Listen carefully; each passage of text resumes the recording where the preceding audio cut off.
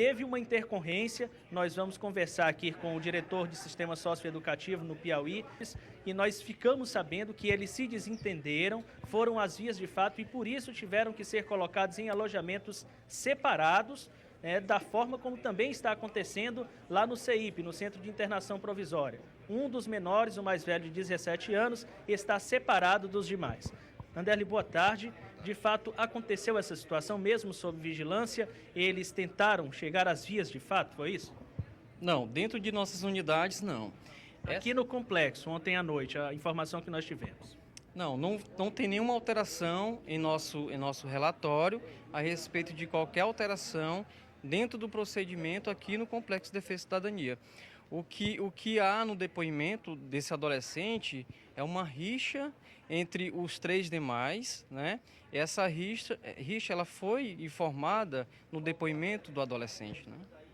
Como é que está a situação deles no momento? A gente sabe que Tiago, o segundo está sendo ouvido, eles vão permanecer aqui, pois não, Amadeu? Tiago, porque a informação é a seguinte, quero até que o Anderley confirme.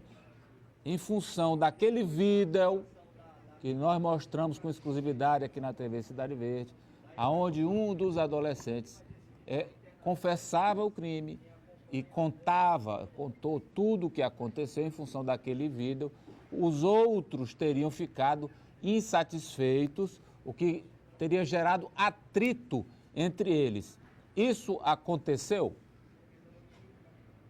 Bom, Amadeu, durante o depoimento do adolescente, né, até o momento em que pôde estar presente, o depoimento dele é no sentido de que já existia uma rixa entre esses adolescentes, né? E o fato dele ter delatado os demais pode ter ocasionado uma rixa maior entre os mesmos, né? Mas aqui é importante informar que dentro das unidades não houve nenhum tipo de alteração no comportamento disciplinar desses adolescentes aqui internamente. Qual a providência a ser adotada com eles após a oitiva? Eles vão retornar ao CEIP ou permanecem aqui no complexo? Bom, o término da audiência, né, está previsto para acontecer agora na parte da tarde, né? Encerrando a instrução dessa primeira fase de audiência de apresentação, os adolescentes serão encaminhados novamente para o CEIP, aguardando o desfecho do processo. Da última vez que nós o entrevistamos, lá no próprio CEIP, nós questionamos acerca da situação deles já terem sido informados da morte de uma das meninas. Eles agora já estão informados. Nossa equipe multidisciplinar informou a eles do acontecimento, né, do óbito da adolescente, né? Eles sabem nesse momento, foi constado em relatório de acompanhamento, e nesse momento eles já sabem que teve um agravante na situação processual deles. Isso modificou de alguma forma o comportamento deles? Algum deles demonstra arrependimento do que fez? Olha, isso será avaliado dentro do próprio plano individual de atendimento, que será apresentado ao juiz na oportunidade que for requisitada, e essa alteração ficará a critério, o entendimento da alteração ficará a critério do juiz, né? O juiz de Castelo do Piauí. Pois não, Amadeu.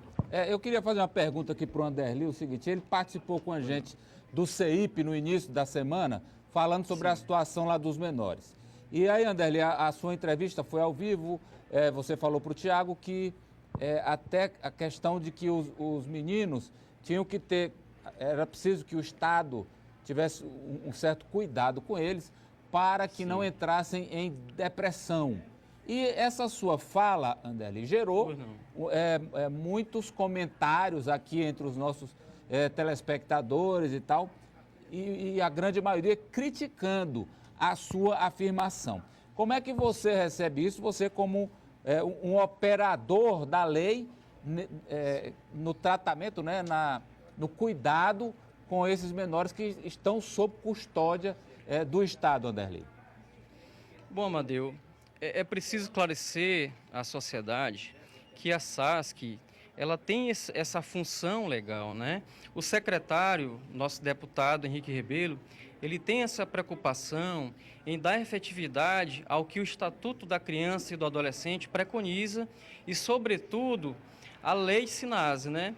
Essa segurança, essa proteção, ela vem de lei, né? Ou seja, o adolescente privado da liberdade, ele ostenta todos os direitos que são emanados do Estatuto e da Constituição Federal, né? Esse adolescente deve ser dado a ele uma proteção integral, né? O próprio artigo 5º do Estatuto da Criança e do Adolescente prevê que o adolescente ele deve ser colocado fora de qualquer risco de tratamento opressor, cruel, indigno, discriminatório, né?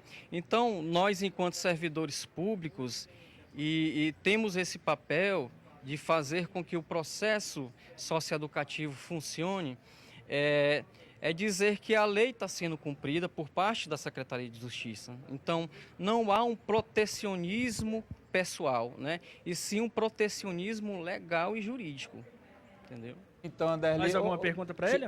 Não, agradecê-lo pelas informações e os esclarecimentos. Isso. E eu volto já com você, Tiago, porque eu estou com a informação aqui de que o juiz e o promotor trouxeram à tona mais um fato que envolve aí essa monstruosidade que choca. Diz que uma das vítimas teve que amarrar as amigas antes de que acontecesse o estupro e as agressões. É isso, Amadeu. Você falou, a gente confirma. O promotor Cesário Cavalcante nos colocou aqui algumas informações que nós desconhecíamos, até porque foi restringida o repasse de informações à imprensa, mas ele colocou realmente que consta no inquérito e, de acordo com depoimentos que lá constam, uma das meninas vítimas foi obrigada a amarrar as demais e elas teriam sido espancadas antes do cometimento do ato sexual. Informação aqui repassada, lembramos, pelo promotor do caso, Cesário Cavalcante, que nesse momento está na sala de audiência ouvindo o segundo menor. Ainda há 2 a serem ouvidos. Nós estamos aqui, Amadeu, ao lado do juiz da 2ª Vara da Infância e da Juventude, Dr. Antônio Laupes, juiz que cuida dos atos infracionais, tem uma grande experiência nesse tipo de julgamento, porque o faz cotidianamente. E eu queria que o senhor colocasse para nós, doutor Antônio, a forma como acontece essa primeira audiência. Quais são os procedimentos? Boa tarde. Boa tarde. A audiência de agora, que é a primeira audiência, é para ouvir os adolescentes. Testemunho só depois. Então, a audiência de hoje, a rigor, como prevê o ECA, passa a ouvir o adolescente. Há um entendimento na justiça comum de que se ouve tudo só na sentada, todo mundo na audiência. Eu aqui na infância, já tenho 14 anos de infância, conheço todo o Brasil em termos de mídia educativa, inclusive feito algumas colocações lá fora, tudo de audiência.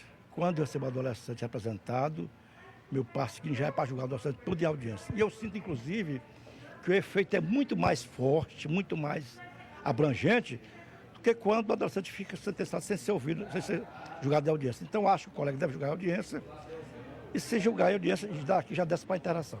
São 4 menores, doutor Lopes. O senhor acredita que essa quantidade de envolvidos pode dificultar o julgamento no prazo hábil, que é o prazo de 45 dias? Nós estamos há 14 dias com eles apreendidos, reclusos. O senhor acredita que vai ser possível se chegar à sentença antes do prazo final de 45 dias? Olha, o que mais dificultaria esse julgamento seria a conclusão do BO deles. Mas já foi feito, o promotor representou, então, com muita certeza, num prazo muito curto, de no máximo 5 dias, serão julgados os adolescentes. Doutor Lopes, há 2 alternativas aqui no julgamento. Eles podem ser absolvidos ou podem ser considerados culpados e serem obrigados a cumprir uma medida socioeducativa. Na sua opinião, o sistema no Piauí tem condições de ressocializar esses menores? Eu venho há 14 anos nesta vara da infância, da juventude, dizendo que, infelizmente, não é de hoje. Digo isso há 14 anos que eu digo isso e repito aqui mais uma vez. O sistema socioeducativo do Piauí não reúne condições à altura de recuperar o adolescente. Ou seja, nós temos uma mera internação, um mero isolamento, e o que é preocupante é que você chega lá com o adolescente desse aqui, no caso, que digamos, digamos que ele tenha feito um assalto à mão armada. Na junção com os demais colegas no dia a dia, ele vai aprender a assaltar banco, porque lá é uma escola onde se tem somente o estuprador, o assaltante à mão armada, o homicida e assim por diante. Então, todos que estão no CEM, que hoje tem 74, é nesse nível. Quer dizer, nós temos, infelizmente, esses meninos que poderiam ser recuperados se o Estado assim participasse, para amanhã ser um cidadão de bem, cuidar de sua família, mas, infelizmente, nós temos praticamente somente a internação.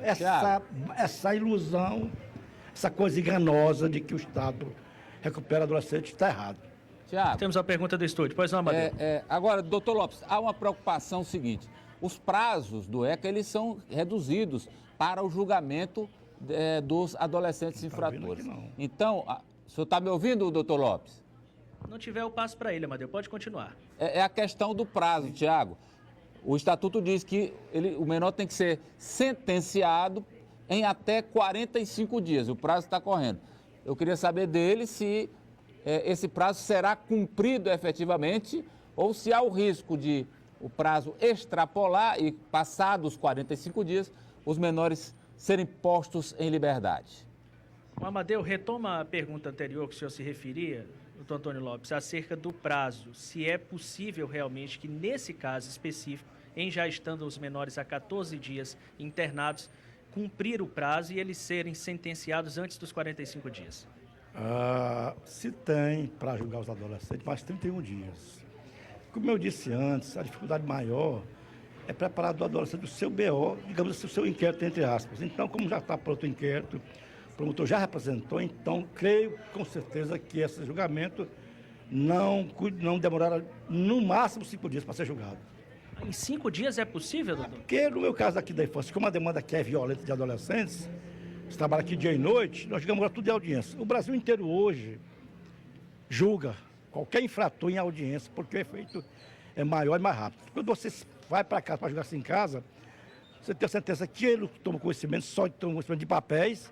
Então, o caminho hoje mais apropriado para nós juízes criminais, e eu me incluo entre eles, toda a infância e juventude na área criminal, é julgar tudo em audiência. Então, aqui o infrator de Teresina hoje, cometer qualquer ato infracional, o promotor representou ali, já desce para julgamento. Tiago.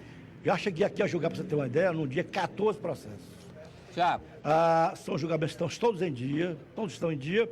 Por quê? Porque o promotor que está aqui atualmente, o doutor Maurício Verdejo, assim como eu já entendi antes, entendemos nós que teremos julgado tudo em audiência. E não mais ir para casa para julgar o processo. Não. Tudo hoje é coisa de rito sumário. Eu, inclusive, falo com um amigo meu também, juiz de Esperantina, um ano de mestrado, tanto quanto colega de Castelo.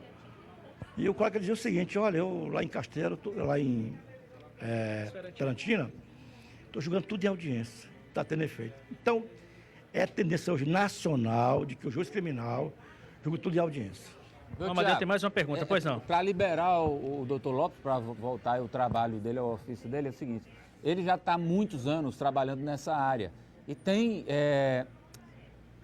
experiência para ajudar o Brasil nesse debate aí da maioridade. A Câmara está votando lá, redução da maioridade penal de 18 para 16 anos. Qual é a opinião do doutor Lopes? Resolve o problema essa redução da maioridade? O Amadeu questiona se, a partir da sua experiência aqui na Vara da Infância e da Juventude, o senhor acredita que a redução da maioridade penal pode resolver esse problema da presença de menores em crimes, em atos infracionais? Eu vim da matemática também, sou muito prático com as coisas. O que é a redução? Você vai pegar um desses 16 anos e mandar para a cadeia comum. O que é a cadeia comum? É o ente de criminosos, da pior espécie. Qual o efeito sobre a personalidade do adolescente?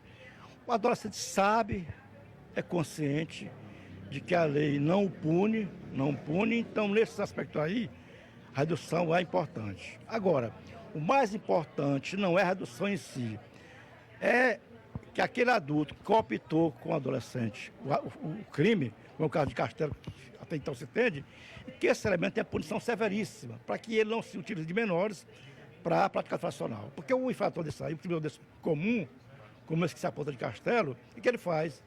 Se o de adolescentes drogados, imaturos, e aí, como tem consciência de que a lei não pune realmente, chama para o crime, Às vezes o adulto é que comete mais crime, mais grave do que o adolescente, e o menino assume a culpa porque não tem punição. Então, tem que mudar realmente o ECA,